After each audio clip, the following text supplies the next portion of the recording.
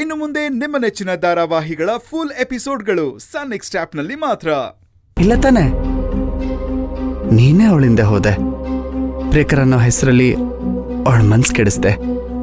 ಈಗ ಅವಳ ಪ್ರಿಯಕರನ್ನ ಅವಳು ಪ್ರೀತಿಸ್ತಿದ್ದಾಳೆ, ಅದ್ರಲ್ಲಿ ತಪ್ಪೇನು?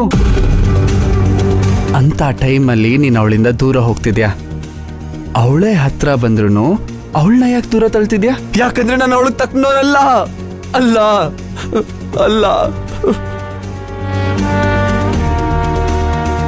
ಪುಷ್ಪಕ್ ಸರ್ರೆ ಅವಳಿಗೆ ಸರಿಯಾದ ಜೋಡಿ. ಅವಳ ಕಷ್ಟಕ್ಕೆ ನಾನು ಬರೀ 10 ಲಕ್ಷ ಹೊಂದ್ಸಕ್ಕಾಗ್ಲಿಲ್ಲ ನನ್ನ ಕೈಯಲ್ಲಿ. ಆದ್ರೆ ಪುಷ್ಪಕ್ ಸರ್ ಅದನ್ನ ಹಿಂಗ ಅರೇಂಜ್ ಮಾಡ್ಕೊಟ್ರು. ಮೈನಾನ ಲವ್ ಮಾಡೋ ಅರ್ಹತೆ ಇರೋದು ಪುಷ್ಪಕ್ ಸರ್ಗೆ ಮಾತ್ರ, ನನ್ಗಲ್ಲ. ನನಗ ಅರ್ಹತೆ ಇಲ್ಲ.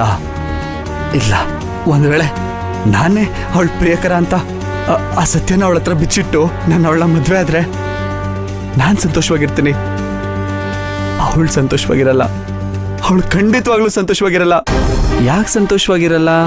ಯಾಕಂದ್ರೆ ಅವಳನ್ನ ಸಂತೋಷವಾಗಿ ನೋಡ್ಕೊಳ್ಳೋ ಯೋಗ್ಯತೆ ನನ್ಗಿಲ್ಲ. ಅವಳು ಚೆನ್ನಾಗಿರ್ಬೇಕು ಅಂದ್ರೆ ಪುಷ್ಪಕ್ ಸರ್ನ ಮದ್ವೆ ಆಗೋದೆ ಕರೆಕ್ಟ್. ಓಹೋ, ಪ್ರೀತಿ ಮಧುರ ತ್ಯಾಗ ಅಮರ ಅನ್ನೋ ಹಾಗೆ ನಿನ್ ಪ್ರೀತಿನ ನೀನ್ ತ್ಯಾಗ ಮಾಡ್ತಿದ್ದೆ ಅಷ್ಟೇ ತಾನೆ? ತಪ್ಪೇನು? ಅದ್ರಲ್ಲಿ ತಪ್ಪೇನಿದೆ? ಪ್ರೀತಿ ಅಂದ್ರೆ ಪ್ರೀತಿಸಿದವ್ರನ್ನ ಪಡ್ಕೊಳ್ಳೋದಲ್ಲ, ಅವ್ರು ಚೆನ್ನಾಗಿರ್ಬೇಕು ಅಂತ ಬಯಸೋದು. ಅದು ನಿಜವಾದ ಪ್ರೀತಿ. ಧ್ರುವ, ನೀನ್ ತುಂಬಾ ದೊಡ್ಡ ತಪ್ಪು ಮಾಡ್ತಿದ್ಯಾ. ತಪ್ಪು ಯಾವ್ದು ಸರಿ ಯಾವ್ದು ಅಂತ ಚೆನ್ನಾಗಿ ಗೊತ್ತಿದೆ. ನಾನು ಅದನ್ನೆಲ್ಲ ನೋಡ್ಕೊಳ್ತೀನಿ.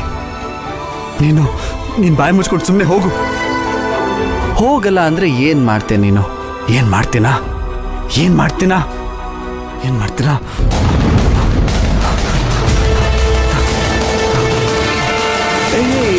ಏಯ್